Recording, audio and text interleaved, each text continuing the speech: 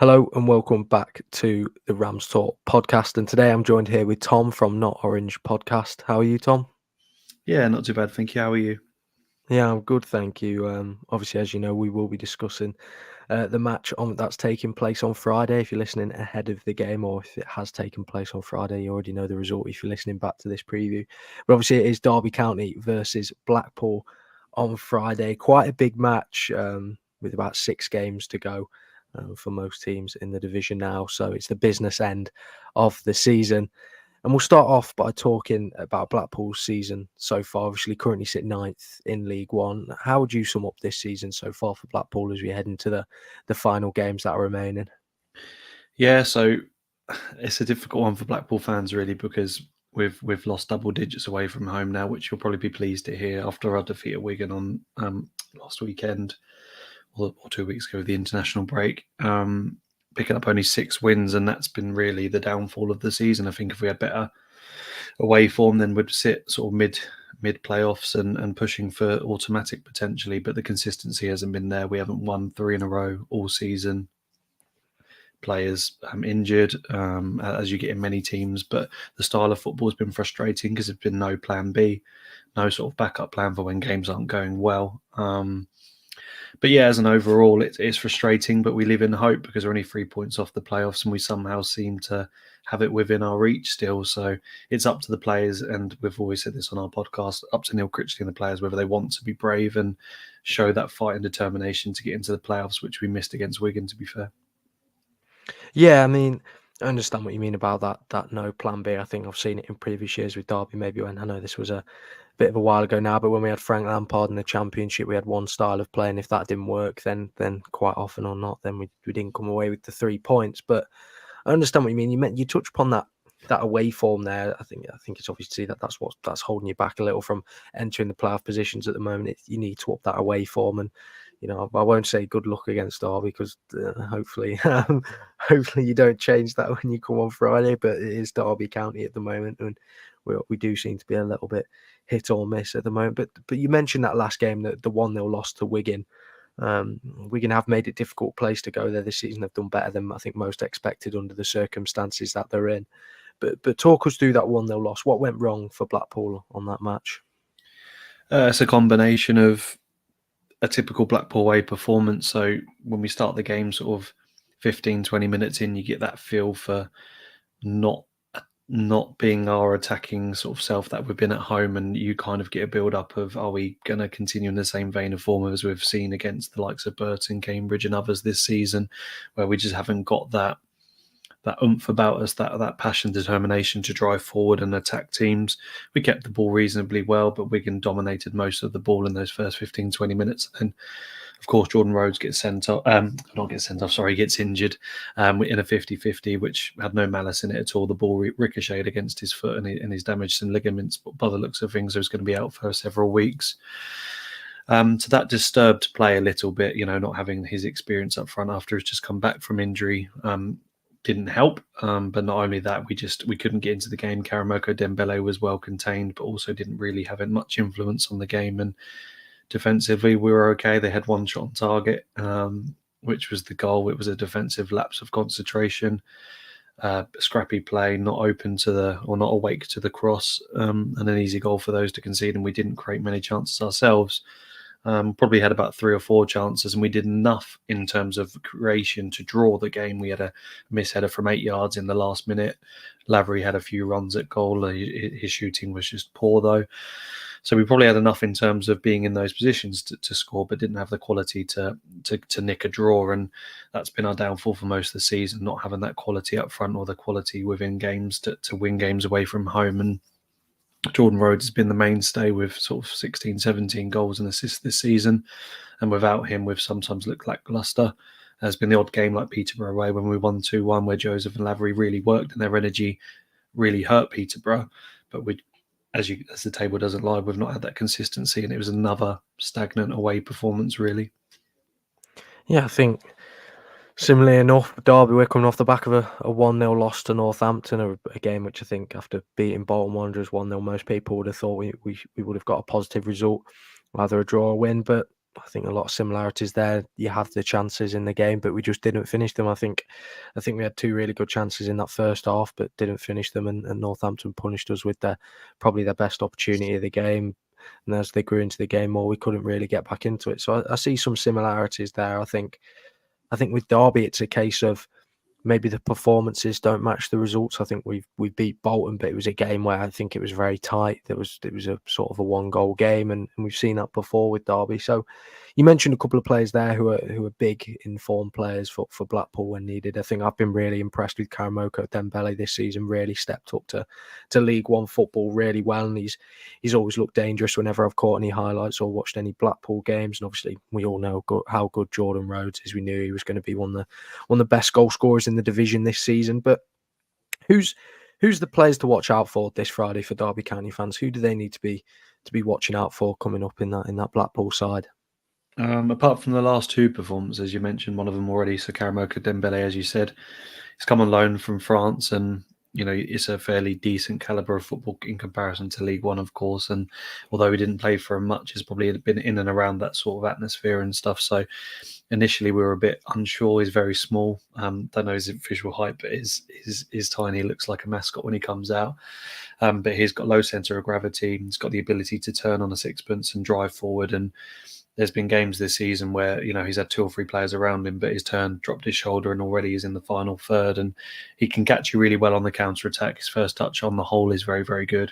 His finisher needs to be worked on, but he's got 16 goals and assists this season, but he's just behind Jordan Rhodes. So he's been our catalyst for some very decent performances at home. And when we've been in away games, he's been, again, that bright spark. Add to that George Byers. So if you drop down into the midfield, obviously everyone knows about George Byers, his championship quality as a minimum, in my opinion. And the fact we signed him was still a surprise to me, even to today. He elevates the midfield very well. He's brought the likes of Norburn to be a better player, and others around him. His intelligence is excellent. Again, when he receives the ball, he already knows the next pass and is ready to set up another move. I think the downfall of Blackpool's team is when you've got players that are that intelligent, when others aren't on the same wavelength, they start to drop down to their levels because they try to, I assume, make something work, and therefore we haven't got that cutting edge. So those 2 are excellent. And at the back, Marvin Ekpateta is a very good defender. He's made a few mistakes, but in the last few weeks, he's a good defender, and that's about it. Add to that Ollie Casey at the back, who is an all-rounder, is very, very good. We don't often concede when he plays, but there was a while where he wasn't playing, and Blackpool fans are a bit annoyed by that because he got a 4-year contract or 3-year contract because of the start of the season.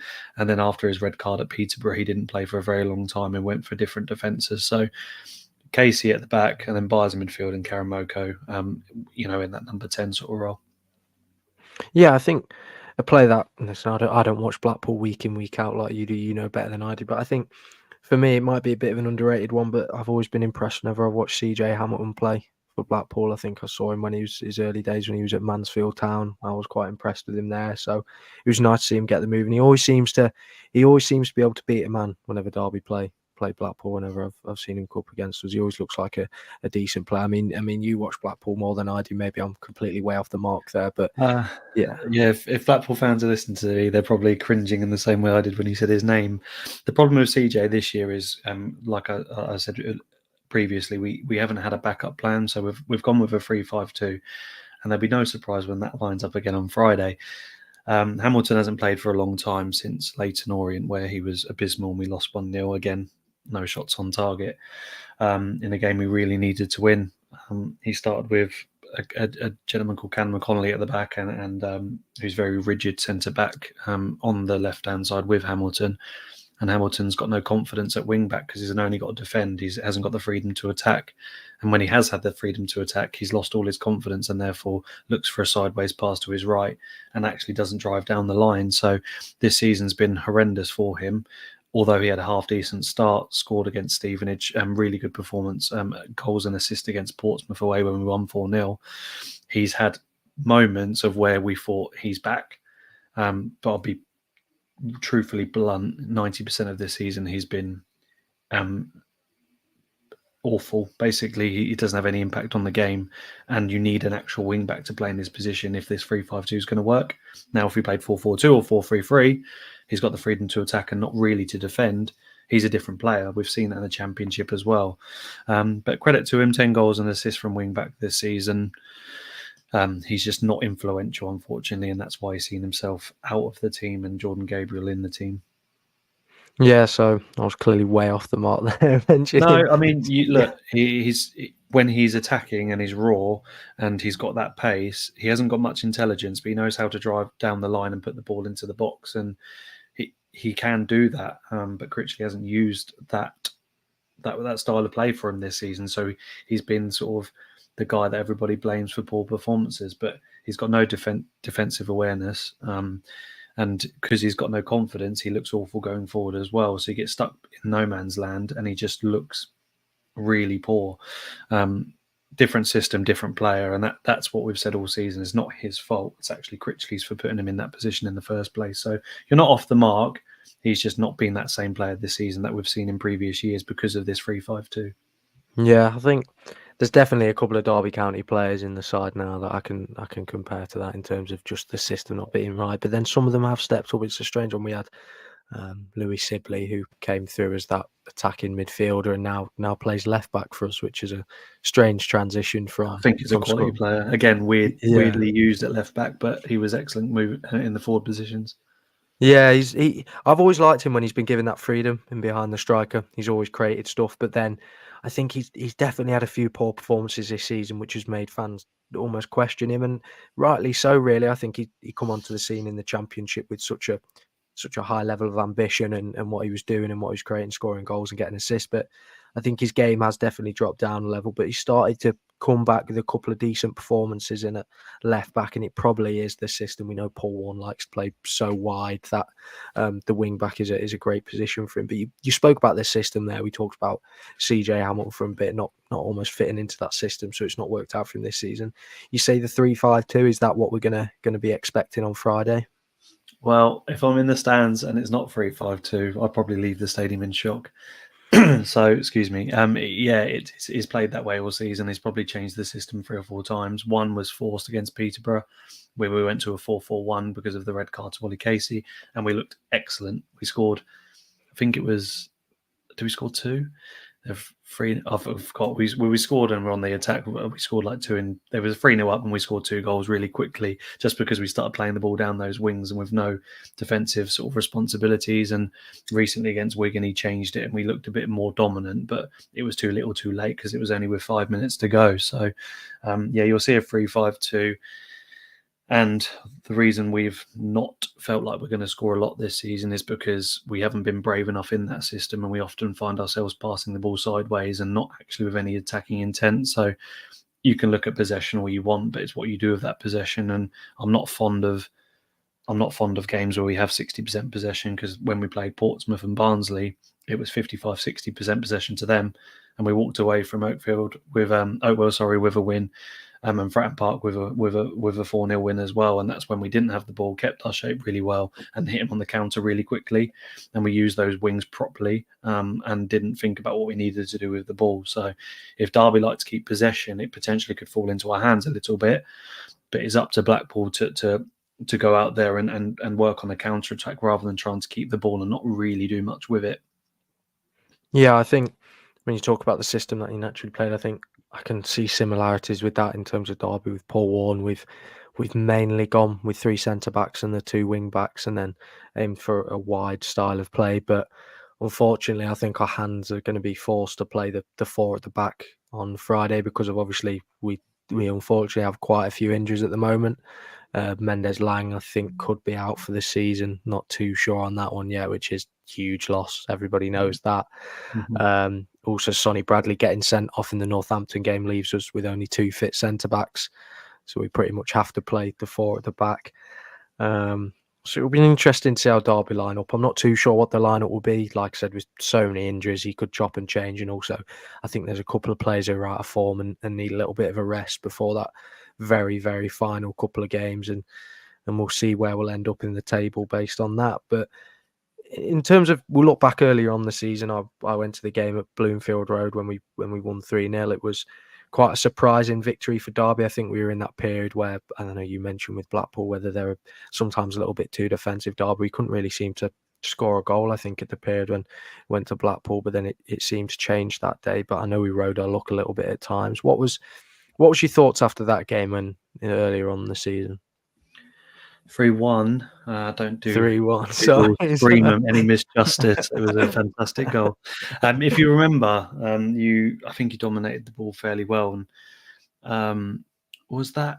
I think it was Karamoko Debene's first game, and he looked like a lost sheep, if I'm honest, against some experienced players on your side. And we started the game quite poorly, grew into the game. So at 2-0, Dougal scores a rocket from outside the area, and then about 5 minutes later we cross the ball into a box and Sonny Carey misses a header from about 5 yards. It just goes over the bar or hits the bar, and you hit us with the counter late on. Some excellent substitutions from Paul Warne. I think he brought on potentially Barkhausen, or if he started, he assisted by I think a corner. he did, yeah. Yeah, so you hit us really well on the counter. I remember the second goal was Callum Connolly, again, the player I mentioned against Leyton Orient. He sort of lost his man and tried to push him over, but he just brushed past him, and defensively it was weak.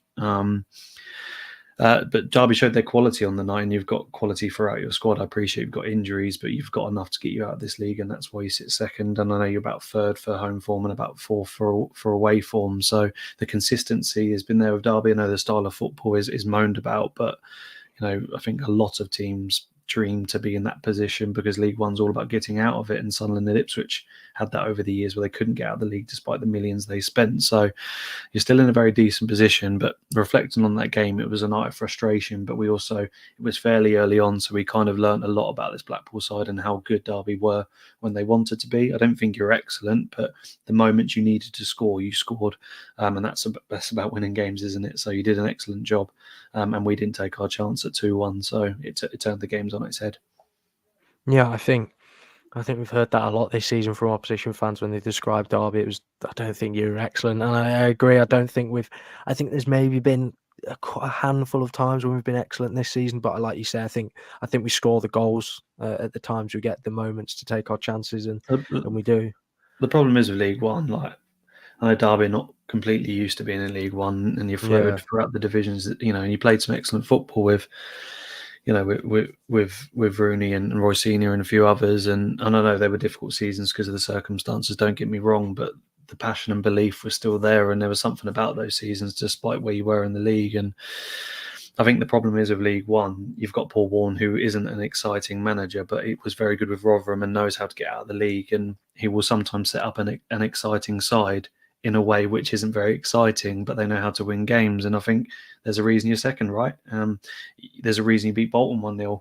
I know we beat Bolton 4-1 at home, but again, that's because that 3-5-2 really worked on the counter, and they lost Santos at the centre back, and we just hit him really well on the counter. And it was a day where everything went really well for us. But unfortunately, despite the stagnant football for Derby, you are winning games and coming out of games with 3 points. And the Northamptons of the world will turn up and win 1-0. That does happen in League One. We beat Portsmouth 4-0 away, and we couldn't win away from home, and they're unbeaten all season. It happens in League One. So it's a bit of perspective for you guys. It's going to be a difficult season for any team in League One. On the flip side to that, I think you need to go up second, because if you hit playoffs, I don't think you'll come out of it. You'll have the life sucked out of you, and then it will take for an Oxford, Lincoln, or God forbid, Blackpool to have a bit of momentum about them, and then it'll be difficult for you to turn up for another 3 games. So I think it's important you see the job out. It just depends whether you can do it. I think Paul Warne's an excellent manager. I think he speaks really well, and he fitted the Rotherham bill excellently well, and some managers just do that. A bit like Maloney does at Wigan.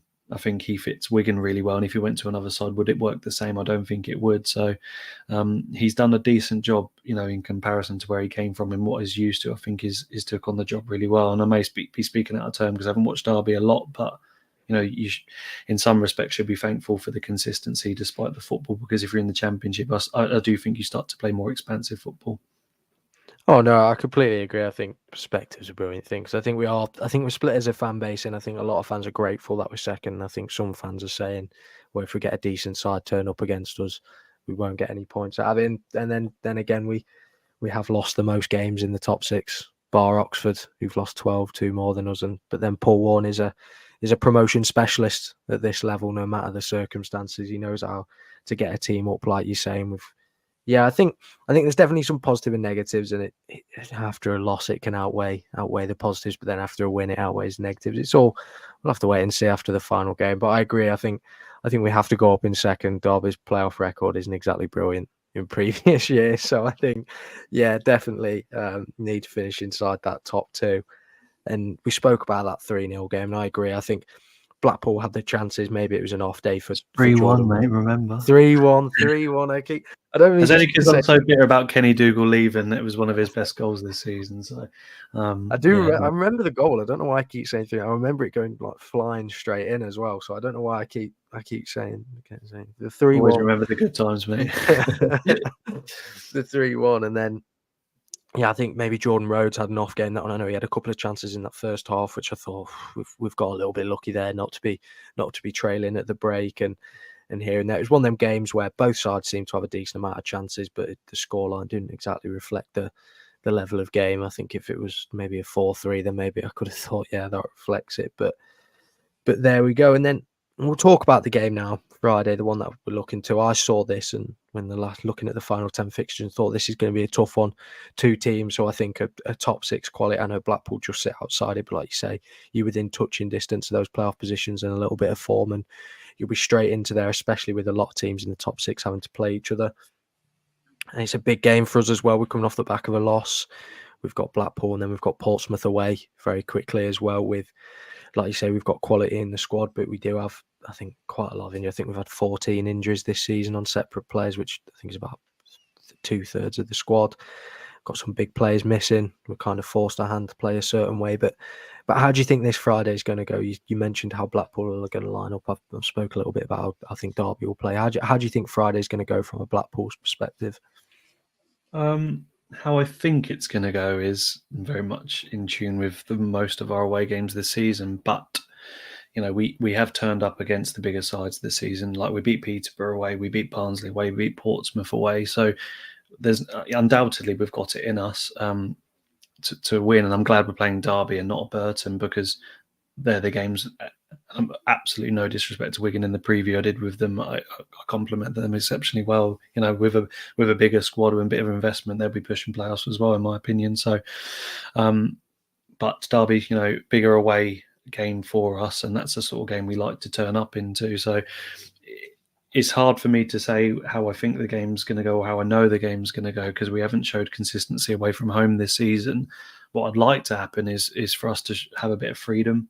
If you're going to play poorly and lose 1-0, 2-0, you might as well just go out and attack the game a little bit more than we previously have. So if Derby like to dominate the ball and keep it, I think if we pick the ball up and the midfielders alive, then we will start to feed it through those channels. And I'm hoping Joseph and Lavery play rather than Beasley, because Beasley is neither a target man or a fast striker. So he can be effective, but when he's not effective, we play with 10 men. So Lavery and Joseph show bundles of energy and run between the channels and have that connection with Karamoko to create chances and have shots on goal. So I'm hoping those two start.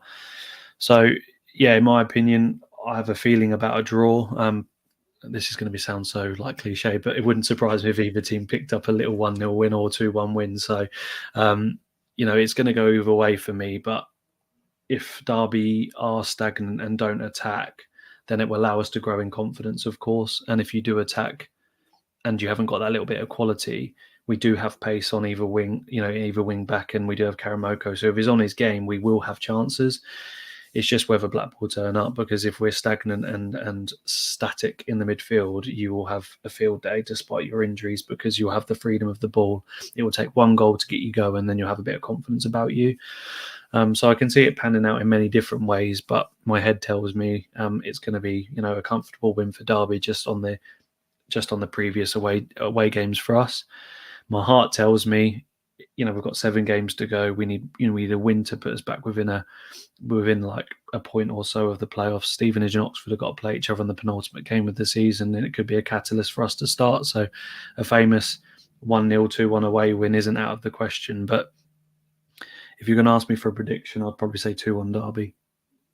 Yeah, I think we're in that unpredictable time of the season where everybody needs to snatch for points, especially our two sides who are both looking at maybe having a season where it could be a good ending to it as well. Derby, we know Bolton are going to win that game in hand inevitably. They usually climb points on us, and Blackpool need to win that game to claim the points back through the playoff positions. But definitely think there's some unpredictability about the game on Friday. Obviously, like I said, Derby are going to rotate quite a lot in terms of selection and formation. So I think it's going to be an interesting one. I think that's a good point to end the preview on as well, talking about the game on Friday. It should be for an exciting one, I think, if both sides are allowed to play the way they want. Tom, thank you so much for coming on. It's been great to hear your thoughts ahead of the game about No, you, Blackpool.